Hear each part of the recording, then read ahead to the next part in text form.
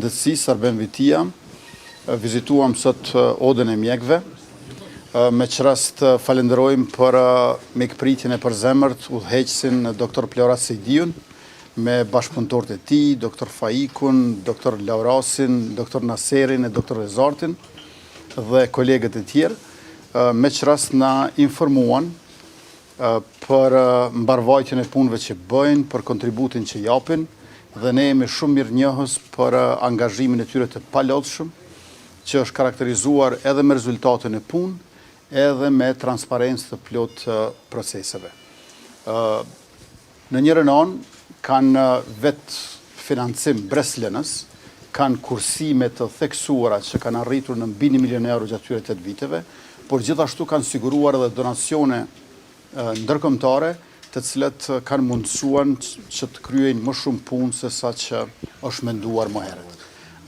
Së shpejti, do ta kemi edhe ndërtesën e përbashkët të 5 odave, sepse siç e dini janë edhe 4 oda tjera përveç odës së mjekëve, të cilët bashkëpunojnë me njëra tjetrën për hir të sistemit shëndetësor sa më efikas në përgjithësi, i cili karakterizohet jo vetëm nga kujdesja shërbimi shëndetësor, por gjithashtu edhe nga aspekti kërkimore, shkencore, arsimor i mjekësisë. Në përgjithësi, oda e mjekëve deri më tani i ka afër 5500 mjekë të licencuar, me që rast duhet përmendur që rreth 150 janë të komuniteteve jo shumicë, dhe lajmi fort interesant është që në 6 muajt e fundit janë rreth 50 mjekë të komunitetit serb që janë licencuar nga oda e mjekëve, pra që po inkorporohen në sistemin ton të shëndetësisë, gjithnjë për hir të pacientëve pa dallim etnie. Lajm tejet i mirë është që ka rënje të theksuar edhe të largimit të mjekëve, por gjithashtu edhe të kërkesave për shërim jashtë vendit, dhe unë besoj që bashkëpunimi i ngushtë midis odës së mjekëve edhe Ministrisë së Shëndetësisë e ka sjellur një rezultat të këtillë. Natyrisht që ka dhe sfida, njëra prej sfidave të cilën duhet ta adrejtësojmë e cila nuk mund të rregullohet për një herë, është fakti që nga këta afër 5500 mjekë të licencuar, rreth 1600 do dalin pension në 10 vitet në vijim. Andaj na duhet zëvendësimi me mjekë të ri dhe posaçërisht në fushën e mjekësisë familjare, ku kemi mungesa dhe në veçanti kjo mungesë është theksuar te disa prej komunave të Kosovës. Pra, i diskutuam edhe rezultatet edhe sfidat dhe këtu si kryeministri i Republikës, unë jam për të shprehur mbështetjen tonë të pakursyre e të parezerv për odën e mjekëve tash dhe në vijim për hir të qytetarëve të Republikës e në veçanti të atyre të cilët detyrohen të vinë e të shndrohen në pacient në institucionet tona. Jemi duke forcuar përveç transparencës edhe llogaridhënien institucionale, ashtu që siç e tha edhe Dr. Plorati, çdo pacient nga qytetari i Republikës në sistemin tonë shëndetësor është pacienti institucionit publik e jo i doktorit të përveçëm. Edhe njerë, faleminderit shumë. Sot patëm kënaqësinë të kemi mysafir kryeministrin e Republikës Kosovës. Është hera e parë që një kryeministër viziton odën e mjekëve. Bisedum për zhvillimet e odës së mjekëve në ndër vite, për të arriturat dhe për sfidat që na presin e të ardhmen. Ne sigurum kryeministrin dhe ministrin që jemi partner të afërt në zhvillimin e sistemit shëndetësor në Kosovë edhe për zhvillimin e shëndetit e kësaj popullate edhe zhvillimin e cilësisë e shërbimeve tona. Faleminderit. Kryeministri, jeni kritikuar pse nuk keni përkrahasur, nuk keni komentuar lidhur me antarësimin e Kosovës në Bordën e Paqes, me qenë se edhe ju keni qenë në Davos, a keni qenë pjesëmarrës aty? Edhe me 31 dhjetor keni deklaruar se në fillim vitit keni mu taku me presidentin Osmani për diskutuar lidhur me mandatin e dytë presidencial potencial të saj, a jeni taku edhe a mbështetni? Ne kemi filluar së pari me pjesëmarrjen tonë në forcën ndërkombëtare stabilizuese për Gaza, dhe aty unë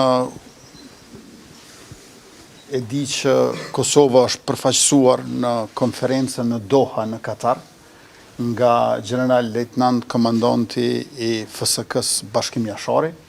Pra ne kemi shprehur si Republike Kosovës gatishmërinë tonë që të marrim pjesë në këtë forcën stabilizuese ndërkombëtare, ku natyrisht që FSK-ja është e mirë njohur tashmë për kërkim shpëtim dhe për deminim, por jo vetëm. Me qenë se do të marrim pjesë në forcën stabilizuese ndërkombëtare, ne kemi qenë të interesuar që natyrisht të marrim pjesë edhe në organet vendimarrëse politike për atë forcë stabilizuese ndërkombëtare. Tash procesi do të ecë më tutje.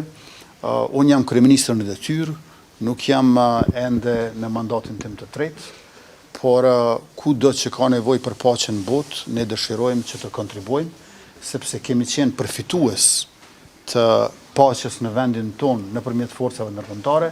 Andaj tash duam që të marrim pjesë me forcat tona dhe kapacitetet tona edhe në paqet në vend të ndryshme në botë. Sa I përket Gazas, ju e dini që ne I kemi ndarë gjysmë milioni euro si qeveri dhe ky është një proces që do të vazhdoj edhe në vijim. Ndërkaq sa I përket takimit me presidenten, padyshim që ne jemi në komunikim edhe jemi takuar, por ta keni parasysh që ai do të jetë hapi I katërt. Ne pas certifikimit të rezultatit të zgjedhjeve dhe trajtimit të gjitha ankesave të mundshme kemi nevojë për 3 hapa paraprak. I pari është konstituimi I kuvendit, I cili nënkupton zgjedhjen e kryetarës apo kryetarit dhe të 5 nënkretarëve.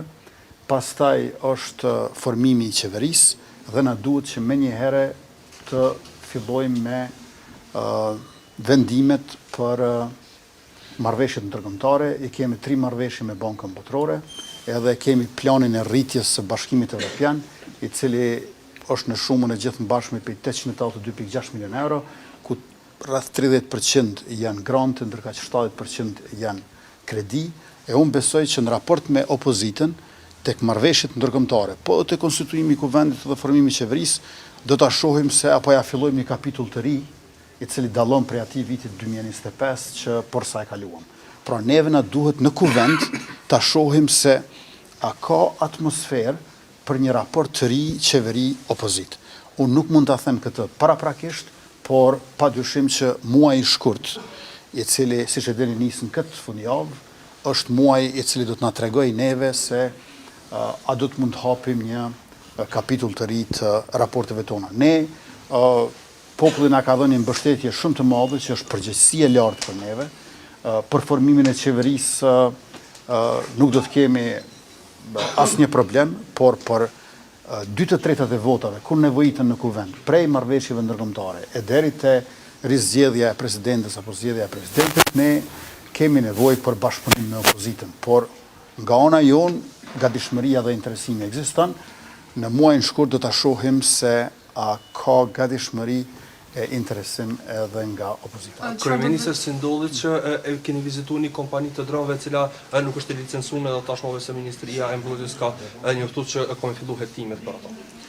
Unë kam vizituar me qindra kompani anë Bankë Kosovës gjatë këtij 4 vjeçari. Nuk mund të them që mund të di të gjitha hollësitë e secilës kompani, mirë po natyrisht që unë jam I hapur që të dëgjoj edhe kritikat atëherë kur diçka nuk ka qenë ashtu siç më është prezantuar, por duhet ta keni parasysh që kur vihet te aspektet e hollësishme teknike e profesionale nuk mund ta di paraprakisht se cilat janë ato saktësisht për secilën kompani.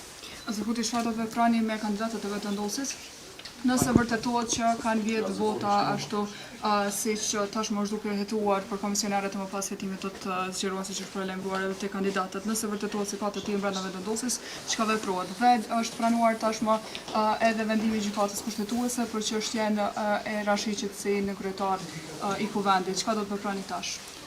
Së pari ekzistojnë proceset e sistemit të drejtësisë dhe ne jemi të hapur për të gjitha hetimet që do zhvillohen.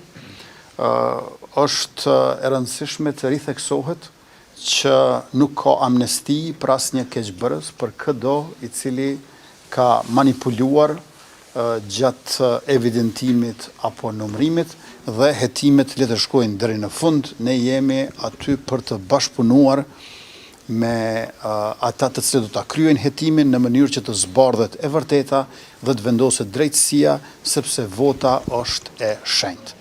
Në anën tjetër, ju e dini që në lëvizjen vetëvendosje ekziston edhe komisioni disiplinor, i cili është komision statutor, është njëri prej 4 komisioneve statutore që dalin nga Këshilli i Përgjithshëm dhe të cilët nuk janë organe të kryesisë apo të kryetarit, por janë organe të organit më të lartë, që është Këshilli i Përgjithshëm, kur t'i kemi të dhënat e plota, padyshim që do të shihet nëse ka material edhe për ata, por tash për tash nuk mund të themi. Duket që janë disa komuna në të cilët janë më të përqendruara këto manipulimet dhe duhet ta bëjmë ndarjen midis gabimeve të mundshme teknike që në fundit janë njerëzore edhe pse asnjëherë s'janë të mira dhe manipulimeve të qëllimshme apo madje edhe organizimit të më shumë se 1-2 personave për manipulim. Ndërka që sa i përket gjykatës kushtetuese, ne kemi vetëm njoftimin e gjykatës kushtetuese, nuk e kemi arsyetimin për vendimin e tyre. Besoj që në javën e ardhshme do ta kemi aktgjykimin me përmbajtjen e plot dhe më pastaj do të mund ta japim një përgjigje të qartë të saktë nga ana jonë, por ajo çfarë unë shpresoj është që aktgjykimi i gjykatës kushtetuese i janar shkurtit 2026 të mos jetë në kundërshtim me ato aktgjykimet e vitit 2025, në veçanti të muajit tetor, sepse bëhet fjalë për të njëjtën çështje. Faleminderit shumë. Kryeministër, që mendoni bëjmë?